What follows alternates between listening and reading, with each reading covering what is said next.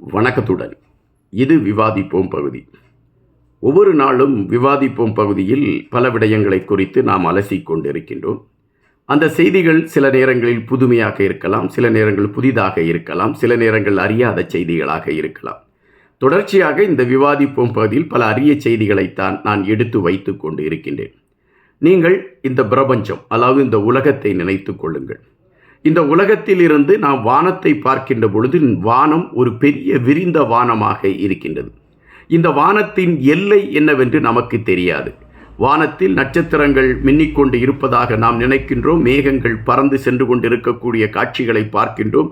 நிலவு, சூரியன் போன்றவைகள் வந்து செல்லக்கூடிய காட்சிகளை எல்லாம் பார்த்து கொண்டிருக்கின்றோம். ஆனால் இந்த வானத்தின் எல்லை எது, முடிவு எது என்பது நமக்கு தெரியாது. தொடர்ச்சியாகவே நாம் இந்த வானத்தை வியந்துதான் பார்த்து கொண்டிருக்கின்றோம். இந்த வானத்தின் கீழ் நாம் மட்டும்தான் இருக்கிறோமா இந்த பிரபஞ்சத்தில் என்கின்ற கேள்வி எழும்புகின்ற பொழுது நம்மை எறியாமல் நமக்குள் ஒரு திகில் பற்றி கொள்கின்றது. காரணம், பல கோள்கள் சுற்றி கொண்டு இருக்கின்றன. அப்படி பல கோள்கள் சுற்றி கொண்டு இருக்கக்கூடிய சூழலில் பூமியில் மட்டும்தான் மனிதர்கள் வாழ்கிறார்கள் என்கின்ற விடயத்தை நாம் நம்பினால் அது ஒரு பயம். இல்லது பூமியில் மட்டும் மனிதர்கள் வாழவில்லை என்கின்ற விடயத்தை நாம் நம்பினால் அது இன்னொரு பயம். எனவே இரண்டு கோணத்தில் பார்க்கின்ற பொழுதும் நமக்கு ஒரு பயம் இருந்து கொண்டுதான் இருக்கின்றது.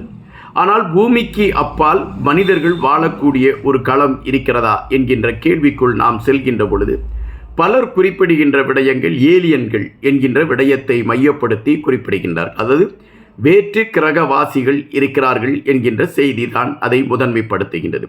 இந்த வேற்று கிரகவாசிகள் இருக்கிறார்களா அல்லது அதற்கான ஆதாரங்கள் இருக்கிறதா, நாசா இதை குறித்த செய்திகளை வெளியிட்டிருக்கிறதா என்கின்ற கேள்விக்குள் போகின்ற பொழுது நாசாவை பொறுத்த மட்டில் ஒரு மௌன புன்னகையோடு பயணித்து கொண்டிருக்கிறது என்றுதான் கணிக்க முடிகின்றது. காரணம், அதாவது வேற்று கிரகவாசிகள் இருக்கிறார்கள் என்கின்ற விடயத்தை நாசா உறுதி செய்து விட்டால் அல்லது தெரிந்திருக்கக்கூடிய விடயத்தை நாசா வெளியே சொல்லிவிட்டால் கூட அது அறிவியல் சார்ந்த விடயத்தில் பல சர்ச்சைகளை கிளப்பும் என்பது நாசா அறிந்திருக்கக்கூடிய ஒரு விடயம்.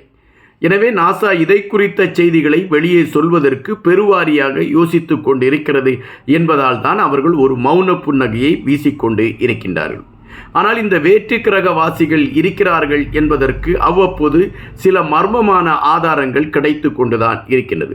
அந்த மர்மமான ஆதாரங்கள் மர்மமாகவே இருக்கக்கூடிய காரணத்தினால் அதை குறித்த ஆராய்ச்சிகள் தொடர்கின்ற பொழுது அதுவும் மர்மமாகவே நீடித்து கொண்டு இருக்கின்றது. 1959 ஆண்டு நடந்த ஒரு சம்பவத்தை இங்கு எடுத்து வைக்கலாம் என்று நினைக்கின்றேன். ரஷ்யாவை சார்ந்த மாணவர்கள், அதாவது கல்லூரி மாணவர்கள் ஒரு 10 பேர் முடிவு செய்கின்றார்கள். அவர்கள் அனைவருமே மலையேறுவதற்கான அந்த திறமைகளை பெற்றவர்கள். பல முறை அவர்கள் மலையேறுவதற்கான களங்களை எடுத்திருக்கிறார்கள். எனவே ரஷ்யாவின் வடக்கு பகுதியில் இருக்கக்கூடிய ஒரு மலை பிரதேசத்தில் மலையேறுவதற்கான களங்களை எடுத்துக்கொண்டு அவர்கள் பயணிப்பதற்கு வேகம் கட்டுகிறார்கள். அப்படி வேகம் கட்டுகின்ற பொழுது அந்த மலையேறுகின்ற அந்த களத்திலே இவர்களை வழிநடத்துவதற்காக ஒரு இளைஞர் இருக்கின்றார். அந்த இளைஞருடைய பேர் சிகோர் என்கின்றதுதான் அவருடைய பேர். 23 வயது இளைஞர். அவர் பலமுறை இந்த மலையேறுகின்ற விடயங்களில் ஆர்வத்துடன் செயல்பட்டு இருக்கக்கூடிய காரணத்தினால் அவருக்கு அந்த மலையிலே நாம் எந்த இடத்திற்கு செல்லலாம் என்கின்ற விடயங்களை குறித்து தெளிவாக தெரியும். எனவே இவரோடு மற்றும் 9 பேர் பயணிக்கின்றார்கள். இவர்கள் முதலாக அந்த மலையின் தாழ்வாரத்திற்கு செல்கிறார். 5 நாட்கள் ரயில் பயணம் மற்றும் பஸ்ஸில் அவர்கள் பயணித்து அந்த மலைப்பகுதியை அடைகின்றார்கள். மலையின் தாழ்வாரத்தில் அவர்கள் முதலிலே செல்கின்றார்கள். சென்று அங்கு கூடாரங்கள் அமைத்து தங்களுக்கான உணவுகளை எல்லாம் சேர்த்து கொண்டு அவர்கள் குறிப்பிட்ட இன்று நாம் இந்த மலையில் எவ்வளவு தூரம் ஏற முடியுமோ அவ்வளவு தூரம் ஏறி அங்கு நாம் ஒரு குடிசை போட்டு அங்கு தங்கிவிடலாம். அதன் பின்பு நாம் எப்படி நம்மளுடைய பயணத்தை வரையறுக்கலாம் என்பதுதான் அவர்களுடைய நிலைப்பாடு. எனவே இதில் 10 பேர் செல்வதற்காக திட்டமிடுகின்ற பொழுது ஒருவருக்கு உடல்நிலை சரியில்லாமல் போய்விடுகிறது. எனவே அவர் என்னால் வர முடியாது என்று அறிவித்து விடுகின்றார்.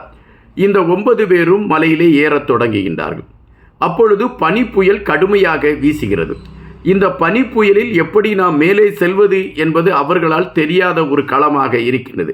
எனவே இன்று இரவு நாம் ஒரு குறிப்பிட்ட இடத்தில் தங்கிவிடுவோம்.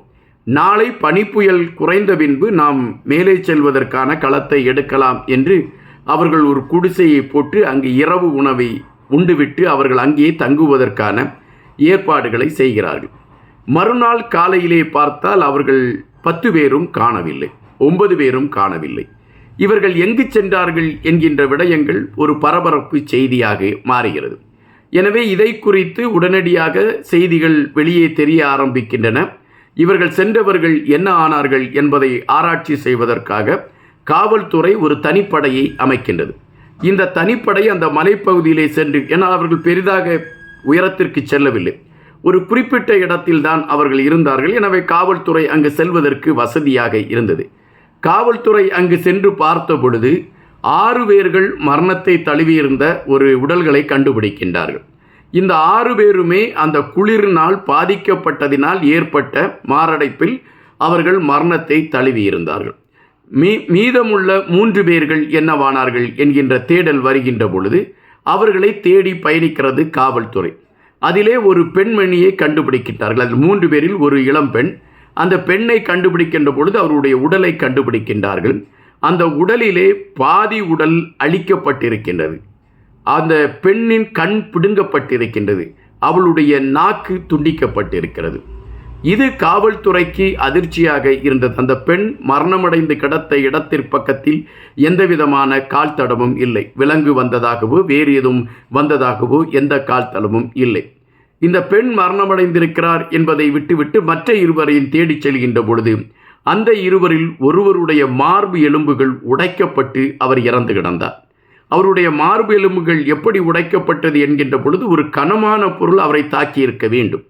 அதாவது குறிப்பாக ஒரு 100 கிலோமீட்டர் வேகத்தில் வரக்கூடிய ஒரு வாகனம் மோதினால் எந்த அளவிற்கு பாதிப்பு ஏற்படுமோ அந்த அளவுக்கு அந்த இளைஞனுடைய உடல் பாதிப்படைந்திருந்தது. எனவே ஒரு பெரிய வாகனம் மோதி அளவிற்கு பாதிப்படைந்திருந்த என்றால் ஒரு சராசரியான மனிதர் இவரை தாக்கியிருந்தால் இந்த காயம் ஏற்பட்டிருக்காது என்பதை புரிந்து கொள்கின்றார்கள்.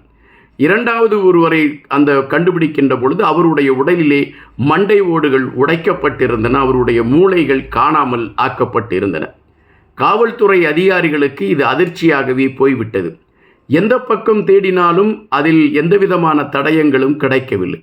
அப்படி இருக்கக்கூடிய சூழலில் அவர்கள் அமைத்திருக்கக்கூடிய அந்த கூண்டை பார்ப்பதற்காக காவல்துறை அதிகாரிகள் செல்கின்றார்கள். அந்த கூண்டை பார்க்கின்ற பொழுது ஏதோ ஒரு பொருளை பார்த்துவிட்டு இவர்கள் தப்பித்து செல்வதற்காக அந்த கூண்டை கிழித்து கொண்டு வெளியே சென்றிருக்கிறார்கள் என்பதை காவல்துறை அதிகாரிகள் புரிந்து கொள்கின்றார்கள். ஆனால் யார் இவர்களை துரத்தி இருக்கிறார் அல்லது யார் இவர்களை அழித்திருக்கிறார் என்கின்ற கேள்விகளுக்கான விடை காவல்துறை அதிகாரிகளுக்கு கிடைக்கவில்லை. அங்கிருந்து சுமார் 50 மீட்டர் தூரம் அல்லது 5 கிலோமீட்டர் தூரத்தை தாண்டி ஒரு குழுவினர் மலையேறி கொண்டிருந்திருக்கிறார்கள்.